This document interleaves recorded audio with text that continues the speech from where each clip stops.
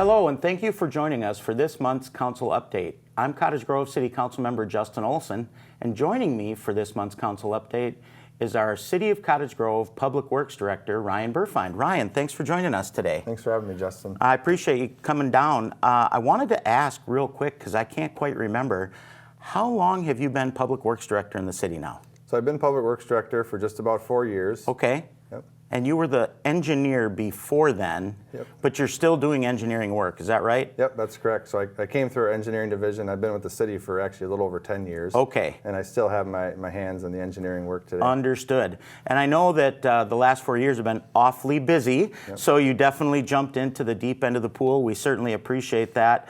I asked you to join us here today because I just wanted to ask a few questions about some of the big projects that we've had going on this year. Yep. It's been an awful lot of construction activity in the city, and I'm sure some of our residents would like to know where things stand.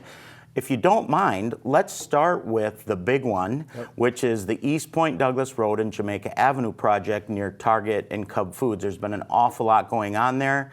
I believe it's a 2-year project. This is year one. Yep. So can you tell us a little bit about what happened this year and then what's on deck for next year? So this year we did that phase 1 of the project, like you mentioned. It is a really big project.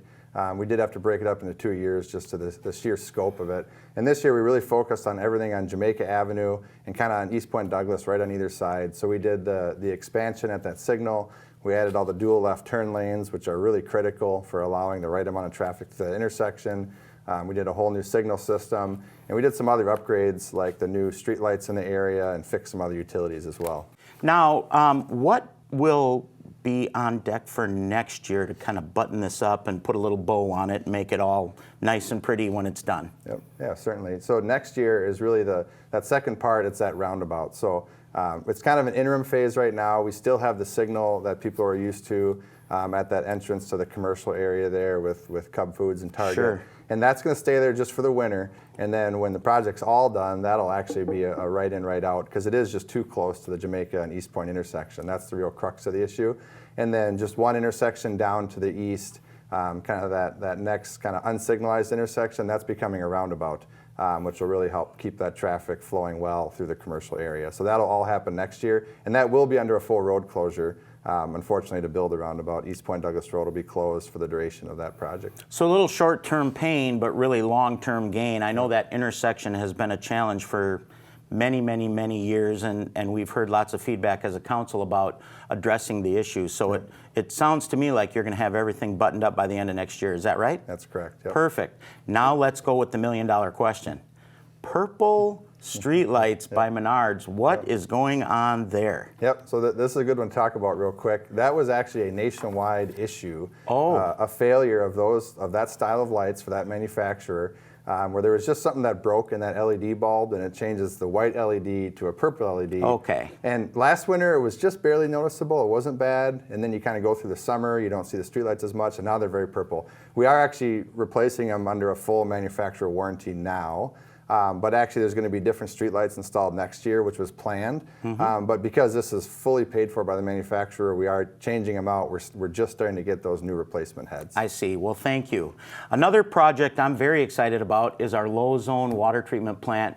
This has been a long time coming. I believe this is on 3M's dime. Can you tell us a little bit about this project, please? Yep, so this is a project that will treat all the water for PFAS south of Highway 61. Right now we have 5 interim treatment plants in place that treat all the city water today to meet all the state and federal rules, but this is that permanent solution that we're starting to implement. And this is all being funded through the 3M settlement with the state, is that right? That's correct. Great. And when do we think this project will be completed? So this first plant will be completed in about June of 2025. Okay. Now the last project I wanted to ask you about that I get a lot of questions about is 100th Street, 105th Street, Ideal Avenue, sort of over by our business park. Yep. Can you tell us what's going on there? Yeah, this was a big improvement for the south area of the city. This was really driven by all the development in the area. and we really expanded all those roads, right? So 100th Street and Ideal were old rural sections. They're 3-lane sections now with trails and turn lanes and street lighting, and we also added 105th Street as well. Perfect. So a little modernization, a little bit more road width. And how is this being funded? So this is actually all being built through North Point, right? Through their development process. They're actually the ones building and paying for these roadways. Perfect. Well, Ryan, that's all the questions I have for today. I really do appreciate you being with us.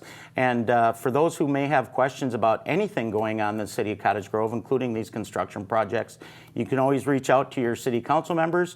You can also reach out to Ryan or the folks at Public Works, 651-458-2800. Ask for Public Works, and you're guaranteed to get a good answer, just like I got today. Again, for this month's council update, I'm Councilmember Justin Olsen. Thanks, Ryan, for joining me. Thank you. All right, and everybody have a wonderful holiday season. Thank you.